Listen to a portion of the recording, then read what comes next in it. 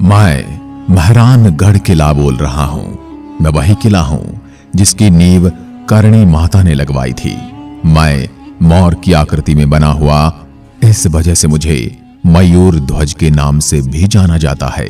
मैं आज बूढ़ा हो चुका हूं, लेकिन मारवाड़ के शौर्य और पराक्रम की वजह से मेरा मस्तक आज भी गर्व से ऊंचा है। मैं आज भी राजपूत स्थापत्य कला का गुणगान गाता मौसम के हर थपेड़े को सहने में सक्षम हूं। यहाँ की गर्म हवाओं में बलिदान की खुशबू है। यहाँ के कण कण में वीरता का आभास है, जो मुझे इस पथरीले रेगिस्तान में हरियाली सा आनंद देता है। आप में से कईयों ने मुझे देखा होगा, लेकिन क्या आपको पता है मेरे पर शापित किले का एक ऐसा कलंक लगा है जो इतनी बरसातें झेलने पर भी मैं धो नहीं सका। मेरे यहां रहने वाले किसी भी राजा ने अपने पोते का मुंह नहीं देखा, और यह श्राप मुझे तीर की तरह चुभता रहता है। और इसी वजह से मुझे इस पहाड़ी पर अकेला छोड़कर सब चले गए। मेरे बूढ़े कंधे आज इस कलंक को अपने ऊपर ढोए हुए हैं। इसके अलावा मुझे एक और श्राप था, जिसके बारे में आपको पता हो तो मुझे कमेंट में बताएं, नहीं तो मैं आगे आपको बताऊंगा ही। मैं राजस्थान राज्य के जोधपुर जिले में स्थित विशालकाय मेहरानगढ़ दुर्ग बोल रहा हूं। 15वीं सदी में बना मैं मेहरानगढ़ जमीनी सतह से 125 फीट ऊंची पथरीली पहाड़ियों पर बना आज भी ज्यों का त्यों खड़ा आपकी राह देख रहा हूं। 8 द्वार, कई बुर्जों और लगभग 10 किलोमीटर लंबी दीवारों से घिरा हुआ मैं, बाहर से न देखने जैसे अदृश्य सड़कों से जुड़े मेरे 4 द्वार हैं। मेरे परिसर के अंदर एक भव्य महल, अद्भुत नक्काशीदार किवाड़, जालीदार खिड़कियां और प्रेरित करने वाले नाम हैं, जिनका मैं आज आपसे परिचय कराऊंगा। मेरे एक एक महल से लेकर पूरे किले की अति सूक्ष्म जानकारी पहले आपको दे देता हूं। यदि आप मुझे देखने आ रहे हैं तो आपको 20 से 25 मिनट के पहाड़ी रास्ते को चलकर पार करते हुए आना पड़ेगा। इसके बाद अगर मेरे दुर्ग की पैदल चढ़ाई करना चाहते हैं तो आपको 10 से 15 मिनट और लग जाएंगे, परंतु अब मेरे अंदर लिफ्ट की व्यवस्था कर दी गई है। आप कुछ सेकंड में ही ऊपर आ सकते हैं। मेरे दुर्ग का असली नाम मेहरगढ़ हुआ करता था। मेहर का अर्थ होता है सूर्य और गढ़ का मतलब है किला। मेहरगढ़ का शाब्दिक अर्थ सूर्य का किला होता है, लेकिन बोलते बोलते मेरा नाम मेहरानगढ़ हो गया। मेरा निर्माण 1459 में राव जोधा ने शुरू करवाया था। मेरे मुख्य दरवाजे के बाहर ही आपको कुछ समाधि स्थल की छतरियां नजर आएंगी। ये सब युद्ध में अपना बलिदान दे चुके शूरवीरों की याद में बनाई गई हैं। राष्ट्र और मेरे इस दुर्ग के लिए अपना बलिदान देने वाले ठाकुर चौहान श्याम सिंह, ठाकुर खींची दुर्गादास के साथ सभी शूरवीरों को मैं शत शत नमन करता हूं। जब मैं जयपोल नामक मुख्य द्वार में से अपने दुर्ग के अंदर आप सभी को प्रवेश करते हुए देखता हूं, यह सबसे बड़ा और विशाल दरवाजा है, जिसमें हाथी भी आ सकता है। मेरे प्रांगण में प्रवेश करने से पहले आपको टिकट लेना पड़ेगा, जो प्रत्येक भारतीय के लिए 200 रुपए प्रति व्यक्ति है। आगे बढ़ते हुए मेरे दुर्ग में अंदर प्रवेश करते हैं आपको 2 रास्तों से ऊपर जाने का विकल्प मिलेगा। जो उम्रदराज हैं उनसे मैं यही निवेदन कहूंगा कि आप कुछ पैसे खर्च करके लिफ्ट के माध्यम से ऊपर जाइए। वहीं जवानों के लिए चलकर जाना सबसे बेहतरीन होगा। अब मैं दिखाता हूं मेरा 1.5 कांगड़ा पोल, जिसको लखन पोल के नाम से भी जाना जाता है। राजशाही के दौर में ये मुख्य पोल यानी कि मुख्य दरवाजा हुआ करता था। ये जो आप लखन पोल और मेरी दीवारों पर छेद के निशान देख रहे हैं, ये एक युद्ध की कहानी बयान करते हैं। दोस्तों, हुआ यूं कि सन 1808 में किसी के बहकावे में आकर जयपुर के उस समय के महाराज जगत सिंह ने मुझ पर चढ़ाई कर दी और जोधपुर नगर पर कब्जा कर लिया और मेरे पूरे दुर्ग को चारों ओर से घेर लिया। मेरे दुर्ग के आसपास मुझे बचाते हुए, मेरी रक्षा करते हुए अनेक सैनिक और योद्धा वीरगति को प्राप्त हुए थे, लेकिन मुझे छोटी मोटी खरोंचों के अलावा कोई आंच नहीं आने दी। युद्ध चलते चलते शत्रु के पांव उखड़ने लगे और शत्रु दल की सेनाओं ने हार स्वीकार कर ली। लेकिन उस लड़ाई के दौरान तोपों के गोले से मेरे घाव आज भी आप यहां महसूस करोगे, जिन्हें आज तक कोई भर न सका। मेरी मनमोहक छवि को देखते हुए अब मैं आपको भूतिया कहानी सुनाता हूं, जिस कारण से मेरे इस दुर्ग को एक श्रापित किला कहा जाने लगा था। जब राव जोधा को शत्रुओं से रक्षा की दृष्टि से एक मजबूत किले की कमी महसूस हुई, तो वो पहुंचे यहां पर, जहां का निरीक्षण करने की यहां पर किले का निर्माण किया जा सकता है। जिस जगह पर अभी मैं मौजूद हूं, उस पहाड़ी पर जब राव जोधा पहुंचे तो देखते ही एक बकरी एक शेर से लड़ाई कर रही थी।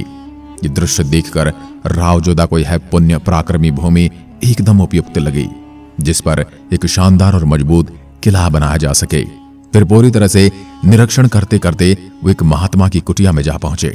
वो ये देखकर प्रसन्न हो जाते हैं कि कुटिया के आसपास कुछ ऐसे जल स्रोत हैं जिनसे निरंतर जल प्रवाह हो रहा था। राव जोधा ने इस पहाड़ी को एकदम उत्तम जगह मानते हुए उन महात्मा को इस जगह को खाली करने का आदेश दिया और यहां पर किले का निर्माण किया जाएगा, ये कह दिया। परंतु महात्मा ने इस बात से मना कर दिया, लेकिन राव जोधा नहीं माने और किले का निर्माण शुरू हो गया। ये देखकर महात्मा क्रोध में आ गए और श्राप दे दिया कि हे राजन, जिस पानी को देखकर आपने यहां किले का निर्माण शुरू करा है, मेरी तपस्या में विघ्न डाला है, वही पानी के लिए जोधपुर बूंद बूंद के लिए तरसेगा। और उन्होंने अपनी कुटिया का स्थान बदलकर कहीं दूसरी ओर ले गए। और फिर वही हुआ जैसा श्राप था। मेरे निर्माण के शुरुआती दौर में ही उन जल स्रोतों से पानी आना बंद हो गया। राव जोधा उस श्राप से डर गए और महात्मा से जाकर क्षमा मांगी और इस श्राप से बचने का उपाय मांगा। तब महात्मा ने कहा कि हे राजन, इस श्राप को खत्म करने के लिए राव जी कि किसी आदमी को इस किले के निर्माण के साथ इसकी नींव में अपनी इच्छा से जीवित बलिदान देना होगा। लेकिन कई दिन बीत गए, कोई भी इसके लिए तैयार नहीं हुआ। तब राव जोधा ऐसे व्यक्ति को ढूंढते रहे जो अपनी बलि दे सके। लेकिन तब एक बलिदानी शूरवीर राजा राम नामक व्यक्ति अपने प्राणों का बलिदान देने आगे आए। तब एक शुभ दिन और शुभ घड़ी देखकर राजा राम को जिंदा नींव के अंदर बलिदान देकर मेरे दुर्ग की नींव रखी गई। अब मैं आपको दिखाता हूं मेरे दुर्ग का चौथा मुख्य दरवाजा, जिसका नाम है लोहापोल। लोहापोल के पास दीवार पर आपको उन महान रानियों के हाथों के चिन्ह दिखाई देंगे जो अपने राजा के देह छोड़ने के बाद स्वयं की देह को आग के हवाले कर सती हुआ करती थी। मैं आज भी उन महान पुण्यात्माओं को अपने पूरे दुर्ग में विचरित करते हुए महसूस करता हूं, जिन्होंने अपनी देह के अस्तित्व की रक्षा करते हुए अग्नि कुंड में छलांग लगाई थी। चौथे दरवाजे यानी कि सूरजपोल दरवाजे में घुसते ही कुछ सीढ़ियों के माध्यम से आप ऊपर की ओर जाएंगे और आपको दर्शन होंगे राजमहल के। हिंदू संस्कृति की झलक दिखलाता राजमहल बेहद भव्य और नक्काशीदार है। मैं हमेशा मेरे पूरे दुर्ग में इस महल को बेहद लाड़ प्यार से रखता हूं। बारीकी से तराशे गए पत्थरों से बना मेरा राजमहल किसी स्वर्ग से कम नहीं लगता। यही राजमहल के प्रांगण में आपको एक राजगद्दी जैसी बनी एक विशाल कुर्सी दिखाई दे रही होगी, जिसको राज तिलक होते समय भावी राजा को इस सिंहासन पर बिठाकर रीति रिवाज से तिलक करके मेरे दुर्ग के नियमानुसार राजा घोषित किया जाता था। यहीं पास में मौजूद एक जगह पर हाथी के ऊपर लगने वाले सिंहासनों को देख सकते हैं। इनमें कुछ सोने के, कुछ चांदी के बने हुए हैं। इनमें से कुछ इस तरह की नक्काशीदार अलग अलग धातुओं से भी बने हुए हैं। यहाँ पर मौजूद है पालकी खाना। जब भी रॉयल परिवार के सदस्य कहीं जाते थे तो इन पालकियों का इस्तेमाल करते थे। इनमें प्रमुख पालकियां हैं रानियों के लिए इस्तेमाल की जाने वाली पालकी आप जरूर निहारते हुए आगे बढ़ेंगे। एक स्पेशल और खास पालकी भी है जो सिर्फ शादियों में नव विवाहित वधू की डोली के तौर पर इस्तेमाल की जाती थी। दौलत खाने को दिखाते हुए अब मैं मेरे दुर्ग में स्थित एक सोने की पालकी दिखाता हूं। आप इसको प्यार से देखेंगे तो आपकी नजर नहीं हटेगी। महीन सोने की कारीगरी से बनी इस पालकी पर प्योर सोने की परत चढ़ी हुई है। यहीं पर पास में आप समय समय पर मेरे ऊपर अपना अधिकार स्थापित करने वाले राजाओं की तलवारें देख सकते हैं। इन तलवारों के शौर्य की यादों में आज भी एकदम निडरता महसूस करता हूं। अब मैं आपको शानदार नक्काशी और पेंटिंग से बने राज दरबार, अलग अलग ओहदे पर रहे प्रमुख मंत्री और संतरियों की पेंटिंग दिखाते हुए आगे चलता हूं। यहां पर आपको राज दरबार की झलक भी दिखेगी। इसी के साथ हाथी और घोड़े के ऊपर सवार होकर किस प्रकार युद्ध लड़े जाते थे, इसकी भी झलक आपको पेंटिंग के माध्यम से दिख जाएगी।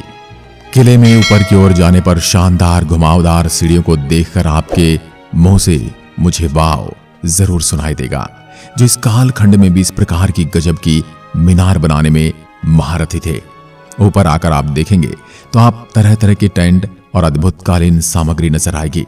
राजा जब भी किसी लंबी यात्रा पर निकलते थे या शिकार पर जाते थे, इस प्रकार की वस्तुएं साथ में रखते थे। जब भी विश्राम का समय होता था तो इस प्रकार के टेंट लगाए जाते थे और ये कालीन बिछाई जाती थी। इस प्रकार शाही परिवार के सदस्य विश्राम करते थे। यहीं पास में आपको राजशाही परिवार द्वारा पहने जाने वाले तरह तरह के कपड़े और ड्रेसेस दिखेंगे, जिसमें राजपूती पोशाक और महिलाओं के लिए लहंगे जैसे दिखने वाली राजपूती कला के साथ पोशाक नजर आएगी। साथ ही उस समय के बने नक्काशीदार पर्दे और बाकी वस्तुएं दिखेंगी। महाराजा अजीत सिंह का शयन कक्ष दिखाते हुए मुझे हर्ष हो रहा है, क्योंकि उन्होंने मेरे दुर्ग पर 1669 से लेकर 1724 तक शासन किया था। इस कमरे को शीश महल के नाम से जाना जाता है। इसकी खासियत यह है कि इसके चारों ओर शानदार शीशों को पूरे कमरे की छत से लेकर दीवारों पर उकेरा गया है। आप कल्पना कीजिए, जब रात के अंधेरे में इस कमरे के बीचों बीच एक दिया प्रज्वलित करने पर किस प्रकार की अनुभूति होती होगी। पूरे कमरे में हजारों तारों का प्रतिबिंब देखने योग्य होता है। चलिए अब मैं दिखाता हूं मेरे दुर्ग में मौजूद फल महल को, जिसको महाराजा अभय सिंह जी ने बनवाया था। आप फूल महल की दीवारों को देखकर आश्चर्यचकित हो जाएंगे। इन दीवारों पर सोने से बने फूल पत्तियों के सहित कुल देवी देवताओं के सोने से बने नक्काशीदार चित्रण देख सकते हैं। इसी में कई राज परिवारों के सदस्यों के चित्रण भी आपको देखने को मिलेंगे। फूल महल की छत इतनी सुंदर और मनमोहक है, जिसके चारों तरफ काले धागे गुच्छे लटकाए गए हैं, ताकि मेरे दुर्ग में स्थित फूल महल को किसी की नजर न लग जाए। इसी फूल महल के प्रांगण में दरबार भी लगते थे और नृत्य की महफिलें भी सजती थी। इसके मनमोहक दृश्य को देखकर आपको भी छन छन करते घुंघरू की आवाज महसूस होने लगेगी। अब मैं दिखाता हूं मेरे दुर्ग में स्थित अर्थशास्त्र गृह। इस शास्त्र गृह में मौजूद हथियारों को देखकर आपको युद्ध की भयानकता और बलिदानियों के पराक्रम को महसूस करने का मौका मिल जाएगा। देखिए, मेरे शास्त्र भंडार में तरह तरह के भाले नुमा चाकू, विरोधी सैनिकों को पकड़ने के लिए तरह तरह के हथियार, छुपाकर ले जाने वाले हथियार, तीर कमान, छोटी और बड़ी तलवारें, बंदूकें जो शानदार नक्काशियों से जड़ी हुई हैं। इसके अलावा खंजर, कतार, ढाल, हेलमेट, कवच, छड़ी जैसे हथियार मौजूद हैं। अब मैं दिखाता हूं अपने दुर्ग का विशेष राजभवन। इसका निर्माण महाराज तख्त सिंह जी ने करवाया था। इनका शासनकाल 1843 से लेकर 1873 तक रहा। उन्होंने मेरे इस भवन का निर्माण उनके रहने के लिए करवाया था। मेरे इस महल में आपको हिंदू पद्धति से बनी नक्काशियों के साथ साथ ब्रिटिश काल की कला भी महसूस होगी। ये वही महाराजा तख्त सिंह थे, इस राजघराने के जो आखिरी राजा थे, जिन्होंने मेरे दुर्ग को अपना निवास स्थान बनाया। इसके आगे ले चलने पर आपको बेहद ही सुंदर नक्काशीदार खिड़कियां और दरवाजे मिलेंगे, जिसमें आपको राजपूती शान और कलाकृति की मजबूत खूबियां मिलेंगी। यहीं पर एक छोटी बालकनी है, जिसमें से आपको पूरे जोधपुर शहर की सुंदर और मनमोहक मनोहर छवि देखने को मिलेगी। अब मैं आपको दिखाता हूं मेरे दुर्ग में मौजूद जनाना भवन। यहाँ पर राजशाही परिवार की महिलाएं रहा करती थी। यहाँ पर राजशाही परिवार के अलावा किसी भी पुरुष को आने पर सख्त मनाही हुआ करती थी। इस भवन में रानियां, राजमाताएं और राजकुमारियां रहा करती थी। महल में किसी के जन्मदिन या छोटे मोटे किसी भी प्रकार के अवसरों को रानियों के निजी खर्च से मनाए जाते थे। रानियां ही इन अवसरों का नियंत्रण किया करती थी। इन खर्च को वहन करने के लिए रानी को कुछ गांव आवंटित किए जाते थे, जिससे रानियां इन खर्च को वहन कर सकें। रानियां शिकार और शतरंज जैसे खेलों में खूब बढ़ चढ़कर भाग लेती थी। यहीं पर मोती महल नाम से मेरे दुर्ग का सबसे बड़ा भवन है। इस भवन में लगे खिड़की, दरवाजे और सोने की पत्तियों से बड़ी अजब गजब डिजाइन सुंदरता में चार चांद लगा देते हैं। थोड़ा आगे चलने पर मेरे दुर्ग में स्थित बहुत प्राचीन मंदिर मिलेगा, जिसमें स्वयं श्री कृष्ण जी विराजमान है। इनकी छत्र छाया में आज भी मैं ज्यों का त्यों खड़ा हूं। थोड़ा आगे चलने पर आपको बहुत ही बड़ी बड़ी भोजन पकाने वाली कढ़ाइयां नजर आएंगी। जो राज शासन प्रणाली के समय उपयोग में लाई जाती थी। अब मैं लिए चलता हूं अपने दुर्ग के ऊपरी भाग में।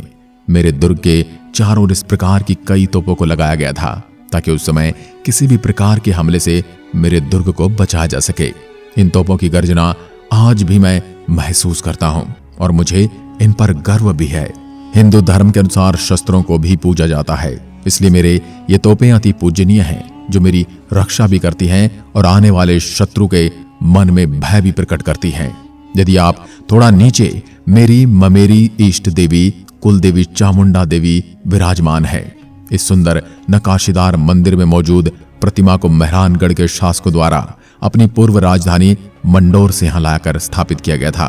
प्रत्येक हिंदू की कुलदेवी होती है और कुलदेवी मां का महत्व आप सभी जानते ही होंगे, इसलिए मैं अपने दुर्ग की कुलदेवी को शत शत नमन करते हुए आगे बढ़ता हूं। मेरे दुर्ग के ऊपरी हिस्से पर जाकर आप जोधपुर शहर को देखेंगे तो नीले समुद्र सा दिखाई पड़ेगा। शहर को पूरी तरह से निहारने के लिए मेरे दुर्ग का सबसे ऊपरी हिस्सा उपयुक्त है। यहाँ पर मैं कई जनों को जोधपुर शहर के साथ सेल्फियां लेते हुए रोजाना देखता हूँ। मुझे खुशी होती है लोगों के चेहरे पर प्रसन्नता देखकर।